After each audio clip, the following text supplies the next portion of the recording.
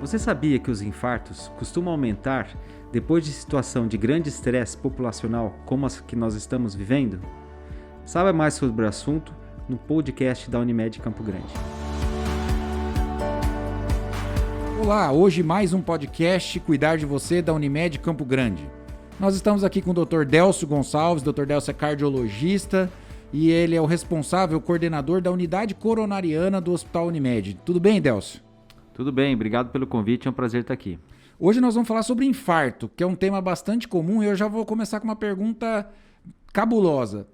Toda dor no peito é infarto? Não, mas toda dor no peito pode ser infarto. Olha aí, então é uma informação importante. E quais são as outras coisas, outras doenças, outras situações que podem simular o infarto? Tem várias doenças que doem na região do tórax ou na parte superior do abdômen, na região do estômago, como a gente diz, ou até mesmo nas costas, que são outras doenças, mas que podem confundir com o diagnóstico de infarto. Então é importante que qualquer sintoma de mal-estar, falta de ar, ou mesmo dor, mesmo que não seja uma dor muito intensa, que a pessoa procure ao atendimento médico, se essa dor for persistente por pelo menos 5, 10 minutos. Tá, então toda dor persistente na região do tórax, que a gente está falando, no peito, ou popularmente na boca do estômago, ou até nas costas, se ela for persistente. E se ela for acompanhada de alguns outros sintomas que podem sugerir, ela deve procurar atendimento médico. É isso? A dor clássica do infarto, aquela que nós devemos nos preocupar de fato e deve ser rapidamente procurar assistência médica. Então, assim, aquele infarto clássico é uma dor mais intensa, geralmente em opressão em peso, ou em aperto, em constrição ou em queimação. Esse é o tipo de dor clássica do infarto. Na região do tórax, e que pode ou não irradiar, caminhar para o pescoço, para a mandíbula, para os ombros, para as costas ou para os membros superiores. Essa é a dor típica do infarto. Essa, principalmente se acompanhada de tontura, falta de ar, vômitos, suor frio, palidez, Sudorese, né? Ou até mesmo desmaio, a pessoa provavelmente está frente ao infarto, ela deve procurar imediatamente. Mas não é todo infarto que se apresenta assim, esse aqui é o desafio, né? Principalmente nas pessoas de muita idade, nas mulheres. Diabéticos ou não? Diabéticos em especial. Aliás, vale aqui um comentário, André. A principal manifestação de infarto em mulher não é a dor. Ah, é? É falta de ar. Olha só. Então a falta de ar é o sintoma mais comum de infarto em mulheres. Mas óbvio, não é uma falta de ar simples. Não é aquela falta de ar que você sempre tem, de ansiedade. De suspiro. É uma falta de ar importante. E aguda. Aguda. E de início a imediato. Não é uma falta de ar progressiva que a pessoa vai tendo aos poucos. Imagina o desafio agora do pessoal nos pronto-socorros com fazer o diagnóstico diferencial com Covid, né? E essa é a grande dificuldade. Porque hoje qualquer falta de ar é Covid. Eu sempre brinco, né, Décio, que toda epidemia ela traz para os médicos os grandes desafios dos diagnósticos diferenciais. Até na nossa cabeça, sempre a gente é treinado a pensar no mais provável. E numa situação epidêmica, o mais provável, realmente, falta de ar, tosse, não sei o que, é Covid. Mas pode ser várias outras coisas, né? Exato. Então, febre pode ser dengue, dor no corpo. Então, o médico ele tem que estar atento para fazer esse diagnóstico diferencial. Mas assim, se eu tiver num churrasco lá no domingo e alguém na família tiver esse tipo de dor que você citou, mais clássica, e quem está ouvindo o nosso podcast aqui já ficou atento, e aí ele observou que isso aconteceu e falou, poxa, eu ouvi o podcast da Unimed, eu acho que isso aqui pode se tratar de um infarto. O que ele deve fazer? Procurar assistência médica. E como? Ele pega o telefone e liga pro médico dele, que tá em casa também, que às vezes tá no clube ou tá em algum lugar. Ele liga para um serviço de emergência. Como é que ele vai resolver isso aí? Boa pergunta. Ligar para o médico assistente é uma coisa que não resolve muito. Primeiro, esse, como a gente disse, pode ser um dos diagnósticos da dor. Um infarto. Certo. Mas para o médico ter certeza de que isso está acontecendo, ele vai precisar de alguns exames. Em especial o eletrocardiograma. E depois alguns exames de sangue, raio-x, etc. Mas isso só é possível ser feito imediatamente no ambiente hospitalar. Exato. Então, se ele tiver um convênio, a gente orienta que ele procure imediatamente o hospital ou ligue para o sistema de SOS. Ou, se for público, o 93, que é o SAMU. E o SAMU imediatamente vai se dirigir. O importante é a pessoa chegar logo ao hospital para o diagnóstico ser feito o mais rápido possível. Isso aí tem uma frase, né, Décio, muito comum que chama tempo é músculo. Explica isso pra gente. A partir do momento que se inicia o infarto, o que está acontecendo na verdade é uma artéria coronária que irriga o músculo do coração está interrompida por alguma circunstância. E isso impede que o músculo cardíaco receba oxigênio. E esse músculo vai, depois de algum tempo, morrer.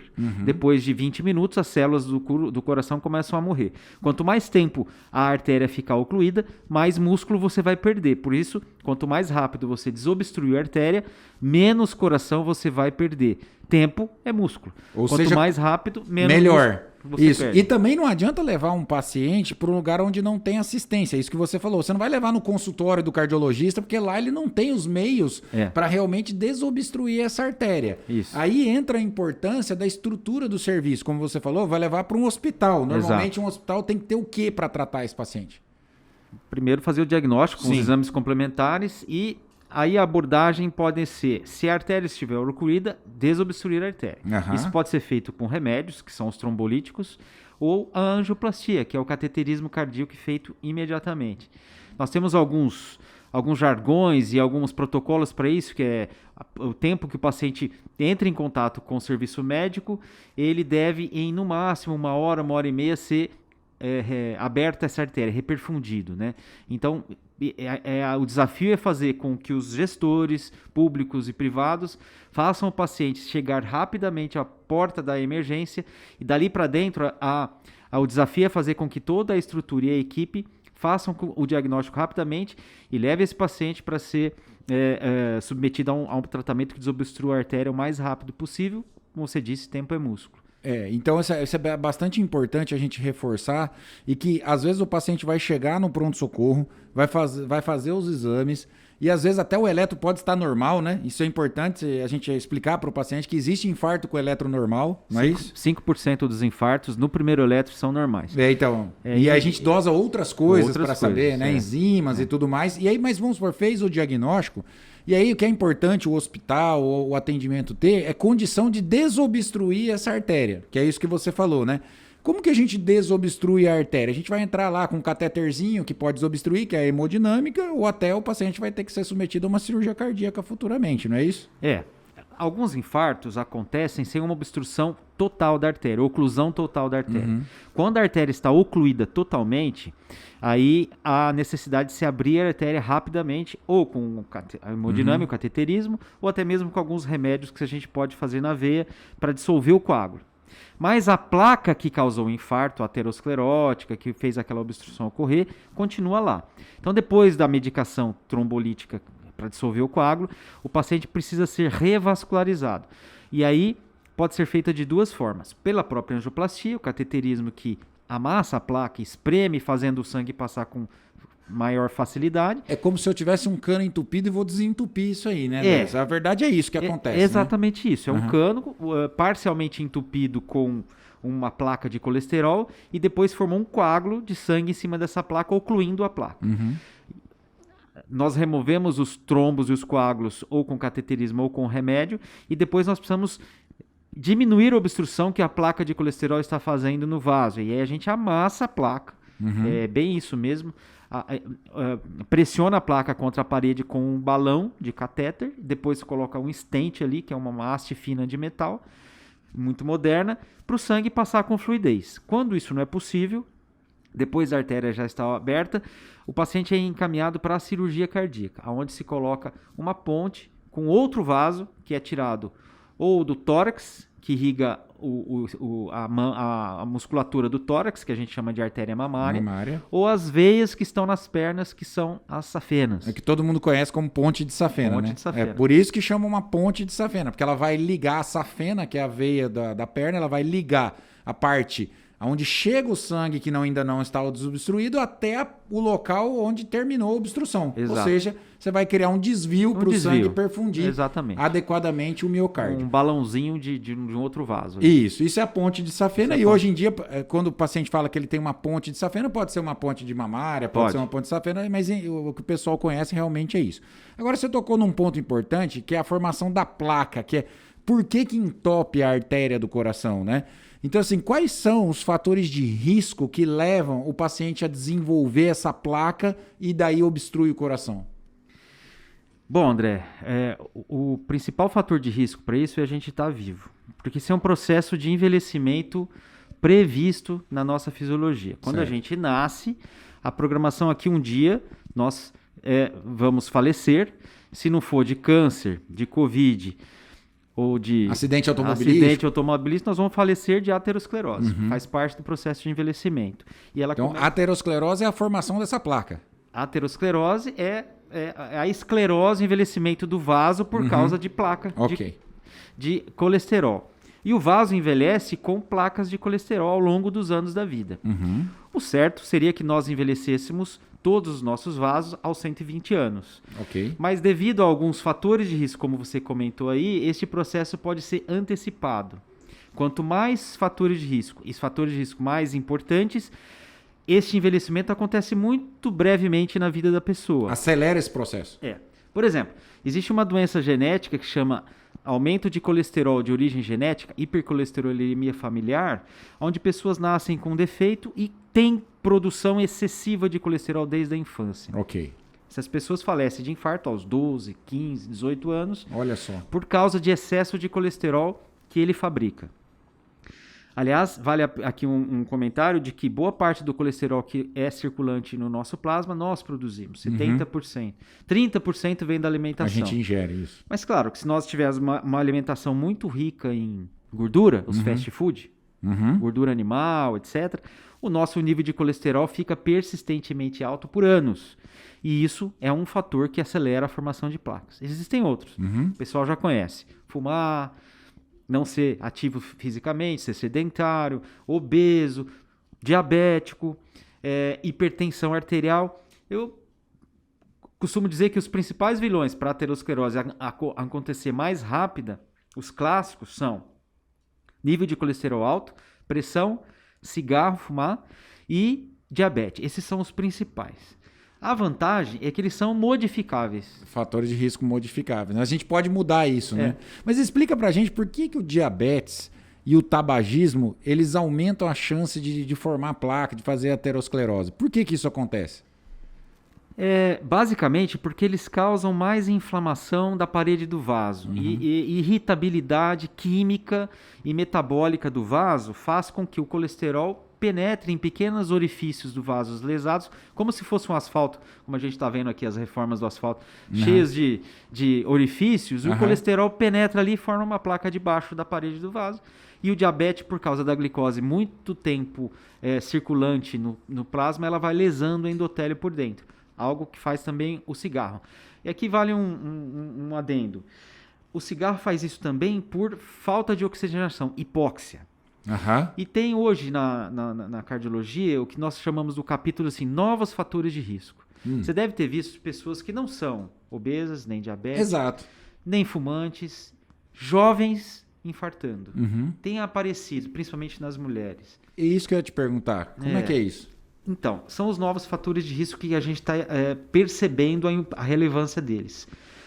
Boa parte das pessoas que moram em cidades poluídas como em São Paulo, Rio, grandes capitais com nível de gás carbônico muito alto e poluentes, são candidatos a infarto nesse sentido, por hipóxia, por falta de oxigenação das pessoas, que é o que o cigarro também provoca. Também. Até nos fumantes passivos. Até nos fumantes passivos. Barulho excessivo tem sido considerado um dos fatores de risco por estresse acentuado. Então, existem vários novos fatores de riscos. Inflamação crônica, as doenças autoimunes, a inflamação crônica no paciente muito estressado. Então, existem fatores de riscos novos que estão explicando a ocorrência de doença coronária cardíaca sem aquela aterosclerose clássica muito acentuada. Mas veja, a grande maioria dos pacientes infartados são aqueles que têm diabetes, fumo, etc. e tal, de colesterol alto e hipertensão. O que a gente está percebendo é que tem uma nova classe de pacientes que não estão classicamente naqueles sintomas... Dentro daqueles fatores de risco, e que podem também... E aí é aquela história, você tem maneiras de relaxar, de tirar o estresse, viver em ambientes que sejam mais saudáveis, fazer atividade física, comer direito. Diminuir o ritmo de trabalho quando possível, né? É possível, né? Então, assim, porque a gente fica pensando, sempre o paciente acha, a população acha em geral que, não, eu não tenho colesterol alto, eu não fumo, eu não sou diabético, eu não vou infartar. Então é isso que você está querendo dizer, né? Isso são fatores de risco importantíssimos, mas não isenta o paciente de sofrer um infarto. De fato, a chance dessa pessoa é menor. É menor, claro, mas não é... Zero, né? Zero e assim, vale mais por outro lado. Os pacientes falam pra gente assim, mas o meu primo não fumava, fazia ginástica, não tinha colesterol alto, infartou.